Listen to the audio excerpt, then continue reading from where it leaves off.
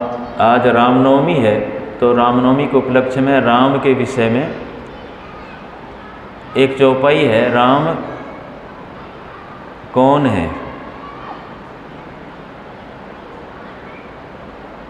राम को समझने के लिए दो दृष्टि है, एक व्यष्टि और एक समष्टि, एक शरीरगत, एक पूरे ब्रह्मांडगत। ब्रह्मांड के दृष्टि में राम कौन है और शरीर के दृष्टि में राम कौन है। क्योंकि स्वबोध के बिना हमारे जीवन में साहस नहीं आ सकता, भय बना रहेगा। जब तक हम अमृत का अनुभव नहीं कर लेते, मृत्यु का भय बना रहेगा।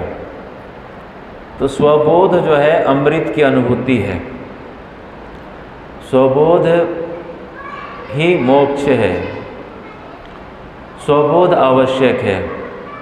भगवान राम अपने गुरु वशिष्ठ जी से स्वबोध प्राप्त किया था। वर्तमान समय में भी जो ब्रह्मनिष्ठ सद्गुरु से जुड़े हुए हैं, उन्हें स्वबोध की प्राप्ति होती है। और ये हम सब का बड़ा सौभाग्य है कि हमें पूज्य युग पुरुष गुरुदेव भगवान प्राप्त हुए हैं। और ऐसे ब्रह्मनिष्ठ महापुरुष के प्राप्त होते हुए भी अगर हम स्वबोध से वंचित हैं, तो हमारे से बड़ा कोई अभागा नहीं है। तो रामायण की एक चौपाई है, गोस्वामी जी कहते हैं, विषय करण सुर जीव समेता, सकल एक ते एक सचेता, सब कर परम प्रकाशक जोई, राम अनादि अवधपति सोई। जो निर्गुण निराकार ब्रह्म है, वही सगुण साकार रूप से राम हैं। दशरथ पुत्र राम, दूसरा घट में स्थित चेतन रूप से राम, तीसरा पूरे सृष्टि में व्याप्त चेतन रूप से राम ईश्वर, और चौथा सृष्टि से परे, जहाँ सृष्टि भी नहीं है, निर्गुण निराकार परमात्मा ब्रह्म राम। तो राम को समझने के लिए ये चार कैटेगरी है। तो पहला है व्यष्टि, दूसरा है समष्टि। व्यष्टि का अभिप्राय है व्यक्ति में राम कैसे, व्यक्ति में राम किस रूप से हैं। तो जैसे आँखें हैं,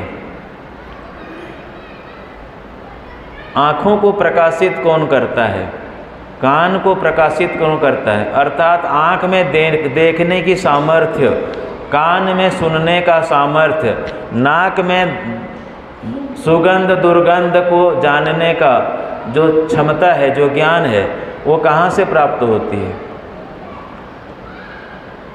इसको चौपाई में गोस्वामी जी कहते हैं, विषय का अभिप्राय है रूप।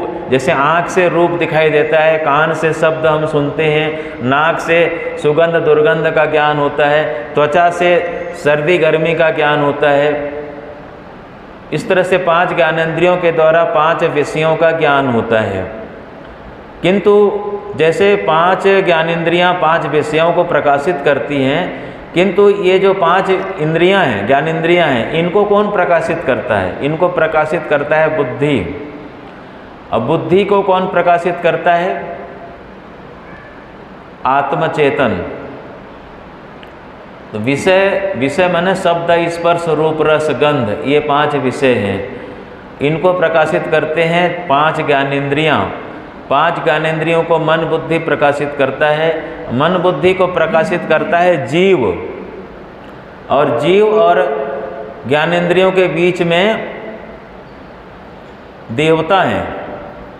5 देवता तो सब जानते हैं, वैसे हमारे शरीर में 14 देवता हैं। हमारी इंद्रियां कितने हैं? 14 इंद्रियां हैं। और इंद्रियों को जो प्रकाशित करता है वो देवता। जैसे आँख इंद्रिय है, आँख से हम रूप को ग्रहण करते हैं, लेकिन आँख को शक्ति देने वाला जो देवता है, उसका नाम है सूर्य।